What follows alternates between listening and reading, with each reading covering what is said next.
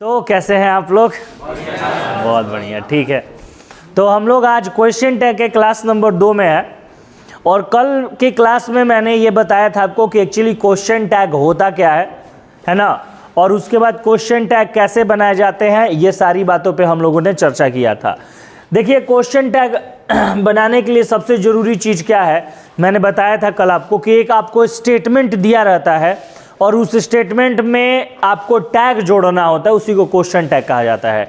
अब स्टेटमेंट में टैग जोड़ने का तरीका मैंने कल बताया था, एक बार आपको रिवाइज करते हुए आगे चलूंगा कि सबसे पहले आप लोग कॉमा लगा देंगे, कॉमा के बाद जो भी स्टेटमेंट में एक्सिलरी वर्ब रहेगा उस एक्सिलरी वर्ब को लगा देंगे।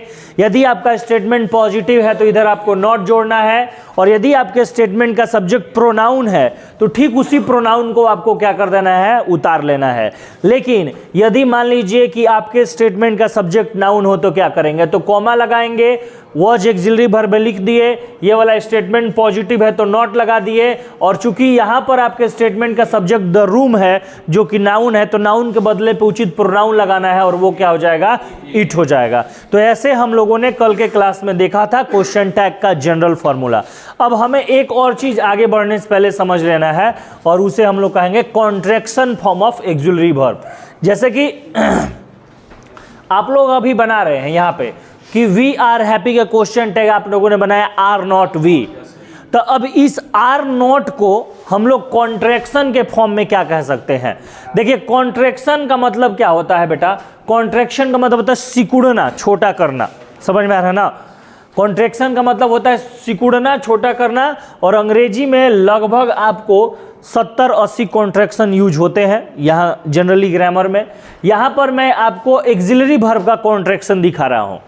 एक्सिलरी वर्ब का कॉन्ट्रैक्शन एक्चुअली कैसे बनता है इस चीज को देखेंगे। देखिए, अब यहाँ पर जो ये लिखा हुआ है इज नॉट दिख रहा है ना, तब इस इज नॉट के लिए कॉन्ट्रैक्शन जो होगा वो क्या यूज हो रहा है, इजेंट, इजेंट पढ़ेंगे।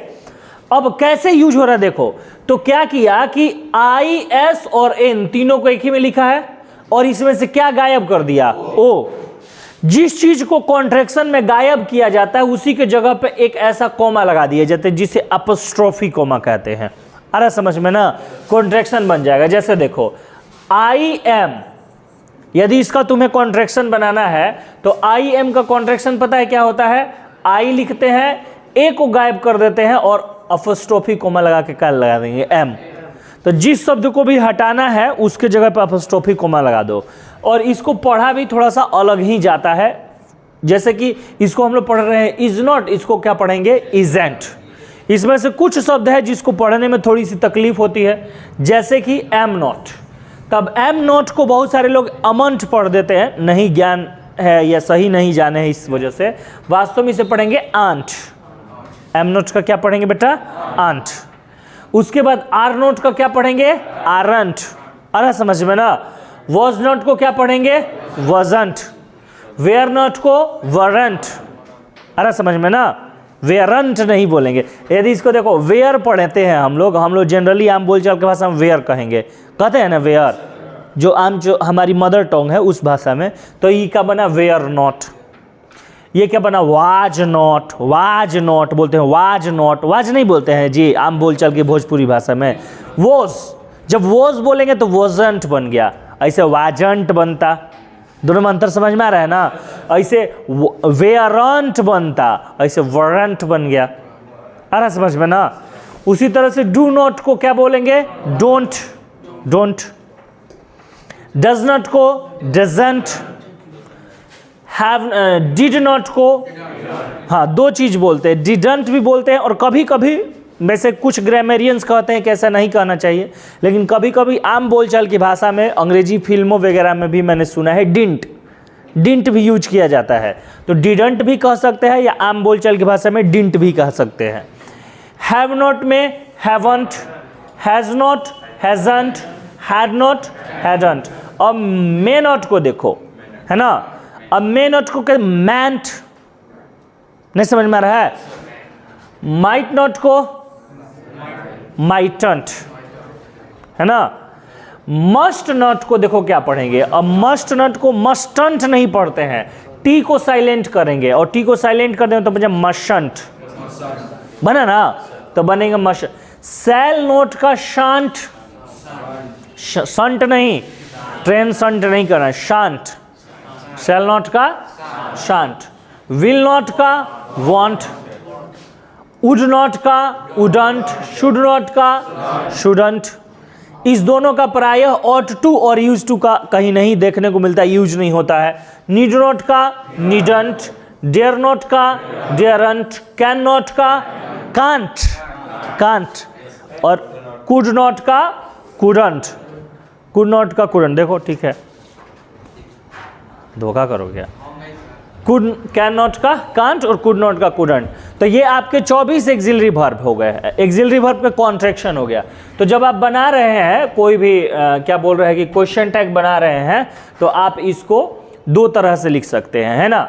वी आर हैप्पी, अब इसको आप उसे जानना क्यों जरूरी है कि ज़्यादातर ऑप्शन में जो देता है ना वो कॉन्ट्रैक्शन फॉर्म में ही देता है। तो वी आर हैप्पी, या तो इसे आप ऐसे पुराने स्टाइल में लिख लीजिए, थोड़ा सा लंबा है, आर नॉट वी, और नहीं तो आप क्या लिख सकते हैं, आरंट वी, दोनों में से कोई भी लिख सकते हैं। बोलने में आपको इसके अपेक्षाकृत ये ज़्यादा खूबसूरत लग रहा है, नहीं लग रहा है जी, तो ये ज़्यादा अच्छा लग रहा है, तो इसको भी आप बोल सकते हैं। लिखने में इसमें गलती होने की संभावना कम होती है, तो इसे हम सीधा सीधा लिख सकते हैं, कोई दिक्कत है। चलिए, तो ये था contraction form of axillary verb. अब हम जब आगे बढ़ेंगे तो इससे थोड़ा सा अब हम लोग क्या करेंगे, कुछ और नए फॉर्मूला को देखेंगे क्वेश्चन टैग बनाने के लिए। तो चलिए नए फॉर्मूला की ओर आगे बढ़ते हैं। कॉन्ट्रैक्शन फॉर्म हमने सीख ही लिया। अब हम लोगों के पास हेडिंग क्या है, special rule of question tag. Question tag वास्तव में इसके कुछ अलग अलग स्पेशल रूल्स भी है, इस चीज को हम समझते हैं। तो अब जो बेसिक चीज आपने समझा है अभी तक, जो बेसिक चीज आपने समझा है क्वेश्चन टैग बनाने का, तो उसमें आपने क्या समझा कि सबसे पहले क्या लगाना है, कॉमा। कॉमा लगाने के बाद एक्सिलरी वर्ब, और इस स्टेटमेंट का एक्सिलरी वर्ब क्या है, एम है, तो तुमने यहां पे लगाया एम। अब बताओ ये स्टेटमेंट पॉजिटिव है कि निगेटिव है, तो इधर क्या लगाओगे, नॉट। और बताओ उस स्टेटमेंट का सब्जेक्ट क्या है, आई है, तो यहां पर क्या लगा दोगे, अंत में मार्क्स ऑफ इंट्रोगेशन। कोई दिक्कत है? ऐसा ही तुमने बनाना सीखा है ना, अभी अभी मैंने ऐसा ही बनाना तुम्हें सिखाया है, लेकिन बेटा ये आपका क्या हो गया, गलत हो गया। बोलो सर कैसे हो गया? बोले यही तो अंग्रेजी है, यही ग्रामर है, इसीलिए तो आपको क्या पढ़ाया गया, special rule of question tag. वैसे ही बनेगा जैसे हम लोग बना रहे हैं, बस थोड़ा सा परिवर्तन होगा। क्या थोड़ा सा परिवर्तन होगा बेटा? तो कहा जा रहा है, बड़े ध्यान से सुनना, कि बेटा यदि आपका ये जो स्टेटमेंट है ये पॉजिटिव हो, स्टेटमेंट क्या होना चाहिए, पॉजिटिव होना चाहिए। ध्यान से समझते जाना। पहला गुण कहा गया बेटा कि स्टेटमेंट आपका पॉजिटिव हो, ठीक है। दूसरी बात कहा गया कि स्टेटमेंट पॉजिटिव हो, उस पॉजिटिव स्टेटमेंट का जो सब्जेक्ट हो वो सब्जेक्ट क्या हो, आई हो, और उस सब्जेक्ट के साथ जो एक्सिलरी वर्ब यूज हो रहा है वो एक्सिलरी वर्ब आपका क्या हो, एम हो। तीन चीज, statement positive, subject I, axillary verb. तो जब आप टैग बनाइएगा और टैग वाले भाग में जब आप एक्सिलरी वर्ब लगाइएगा तो आप एम न लगा के क्या लगाइएगा, आर लगाइए। तो अब क्या बन जाएगा, बोलिए, आर नॉट आई। हुआ ना स्पेशल बात? अभी ऐसा नहीं होता था, अभी तो सिर्फ इधर वाले एक्सिलरी वर्ब को उठा के इधर लिख देते थे, लेकिन अभी स्पेशल बात हो गया। आ रहा समझ में? बोलो। अब देखो थोड़ा सा इससे मैं तुमको और आगे बढ़ाऊं, और अब इस वाले सेंटेंस को जरा देखो, आई एम नॉट गुड। और फिर से तुम जैसे बनाते हो क्वेश्चन टैग वैसे ही बिल्कुल बनाओ। सबसे पहले क्या लगाओगे, कॉमा, उसके बाद क्या लगाओगे। देखो अब कुछ लड़के इतने कंफ्यूज हो गए कि वो कुछ आर बोल रहे हैं और कुछ लड़के क्या बोल रहे हैं, एम बोल रहे हैं। तो यदि तुम आर को एक्सिलरी वर्ब मानते हो तो बन जाएगा are I question mark, not नहीं लगाया क्योंकि नॉट लगा है। और यदि तुम एम को एक्सिलरी वर्ब मानते हो तो क्या बन जाएगा, एम आई क्वेश्चन मार्क। सर गलत कौन है, सही कौन है? गलत आर आई है, सही क्या है, एम आई है। अब देखो उसके अपेक्षा यहां तुरंत फॉर्मूला बदला कि नहीं बदला, बोलो, है ना। अब इसमें सोचो, एक लड़का कहा कि सर वो अफर्मेटिव था, ये निगेटिव है। बिल्कुल सही बात। अब इसको समझ लेना है क्या, कि बेटा यदि तुम्हारा स्टेटमेंट जो है वो क्या हो, निगेटिव हो, उसके बाद तुम्हारा सब्जेक्ट जो हो वो क्या हो, आई हो, और उस सब्जेक्ट के साथ जो एक्सिलरी वर्ब हो वो क्या हो, एम हो, तो जो टैग बना रहे हो उस टैग में एक्सिलरी वर्ब के रूप में एम ही लिखेंगे। टैग में एक्सिलरी वर्ब के रूप में क्या लिखेंगे? एम लिखेंगे। तो यहां पर क्या बन जाएगा? एम आई क्वेश्चन मार्क। नहीं समझ में? लेकिन यही चीज यदि तुम्हारा पॉजिटिव हो जा रहा है तो फिर तुमको क्या लिखना पड़ेगा?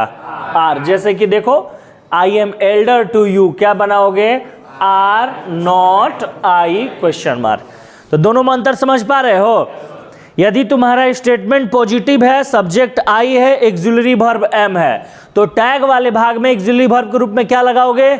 आर लगाओगे। और यदि स्टेटमेंट तुम्हारा निगेटिव है, सब्जेक्ट आई है और एक्सिलरी वर्ब एम है, तो फिर टैग वाले भाग में एक्सिलरी वर्ब में क्या लगाओगे? सर एम ही लगेगा। आ रहा है अंतर समझ में? अब देखो, बिल्कुल इसी तरह से जो दो फॉर्मूला आगे बढ़ेगा वो वॉज के साथ है। जैसे देखो, मैंने लिखा कि आई वॉज रेडी। अब यदि किसी ने इस बात को नहीं समझा है और वो सिर्फ क्वेश्चन टैग बनाने का जनरल फॉर्मूला जानता है, तो वो जनरल तरीके से बना देगा। क्या लिख देगा? Was not I. लेकिन फिर ये तुम्हारा क्या हो गया? गलत हो जाएगा। फिर यहां पर तुम्हें क्या लिखना पड़ेगा? सही इसको बनाने के लिए लिखना पड़ेगा क्या? वेयर नॉट आई, और ये आपका सही हो गया। आ रहा समझ में? मतलब यहां से तुमने क्या समझा कि यदि तुम्हारा स्टेटमेंट पॉजिटिव हो, एक्सिलरी वर्ब क्या हो? वॉज हो, और सब्जेक्ट क्या हो? तो टैग वाले भाग में जब तुम टैग बना रहे हो तो एक्सिलरी वर्ब के रूप में क्या यूज होगा? वेयर यूज होगा। नहीं रहा समझ में?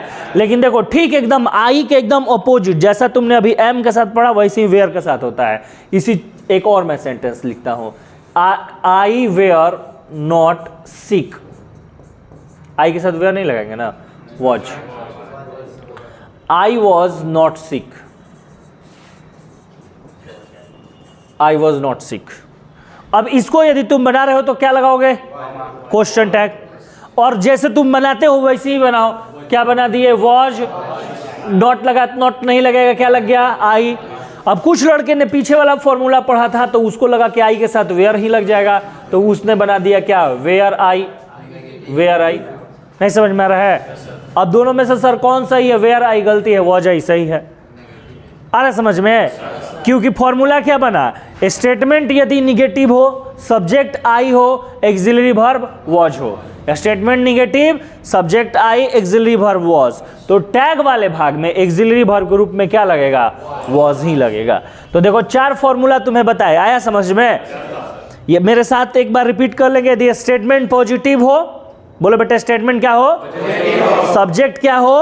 आई हो, और एक्सिलरी वर्ब एम हो, तो टैग वाले भाग में एक्सिलरी वर्ब के रूप में क्या लगेगा? आर। और यदि स्टेटमेंट निगेटिव हो, सब्जेक्ट आई हो और एक्सिलरी वर्ब एम हो, तो टैग वाले भाग में फिर क्या लगे? एम ही लगेगा। ठीक इसी तरह से यदि स्टेटमेंट पॉजिटिव हो, सब्जेक्ट आई हो, एक्सिलरी वर्ब वॉज हो, तो टैग वाले भाग में एक्सिलरी वर्ब के रूप में वेयर। और यदि स्टेटमेंट पॉजिटिव हो, सब्जेक्ट आई हो, और यदि स्टेटमेंट निगेटिव हो, सब्जेक्ट आई हो, एक्सिलरी वर्ब वॉज हो, तो टैग वाले भाग में वॉज ही लगेगा। नहीं आ रहा समझ में? तो ये 4 फॉर्मूला क्लियर हुआ ना? अभी से बोले special rule of question tag. अभी ऐसे करके हम लोग बहुत सारे स्पेशल रूल देखने वाले हैं। आ रहा समझ में? चलिए 1-2 और स्पेशल रूल पे चर्चा कर लिया जाए। अब देखो, तुमने general rule of question tag पढ़ लिया और special rule of question tag भी कुछ पढ़ लिया, लेकिन दोनों में अंतर क्या है? दोनों में अंतर क्या है?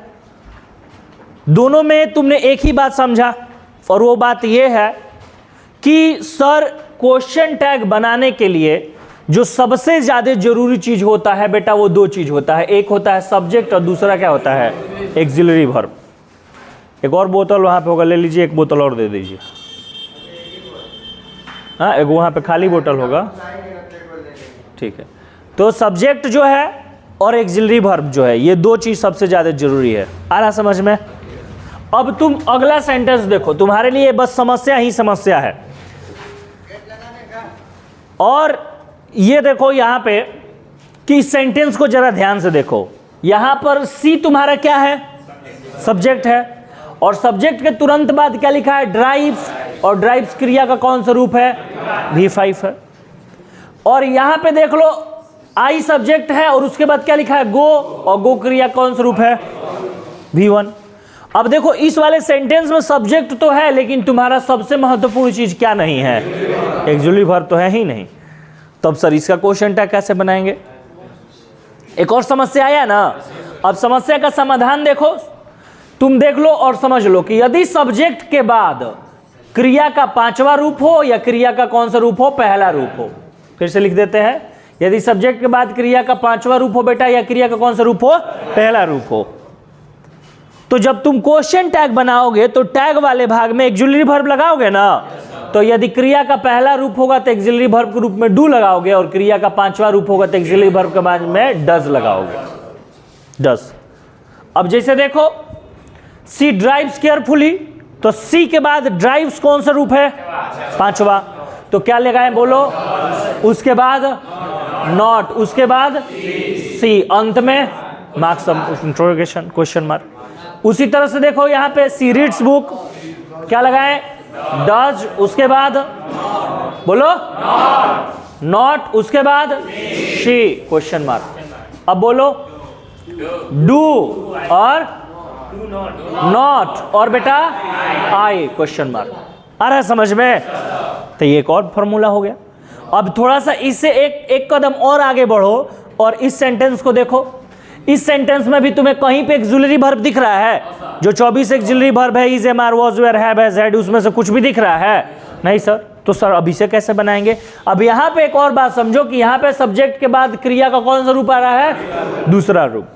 ये उससे ज्यादा आसान है, क्योंकि क्रिया का दूसरा रूप तुमको दिखेगा तो सिर्फ एक ही एक्सक्लूसिव वर्ब लगाना है, वो क्या है? डिड है। मतलब यदि तुम इसका बनाओगे we saw a rainbow in the sky, तो क्या लिखोगे? Did not we question mark. अच्छा देख लो कि इधर कितना भी बड़ा सेंटेंस दिया रहा है, हमें तो दो ही चीज से काम है। एक क्या है? एक्सिलरी वर्ब, दूसरा क्या है? उसके अलावे सेंटेंस में क्या लिखा है क्या नहीं लिखा, उससे हमको क्वेश्चन टैग में कुछ लेना देना नहीं है।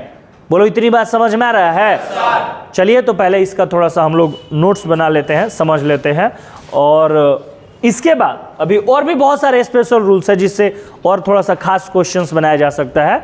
उस पर हम लोग अगले क्लास पर चर्चा करेंगे और उसको समझेंगे। लेकिन आज के लिए इतना ही। Have a nice day.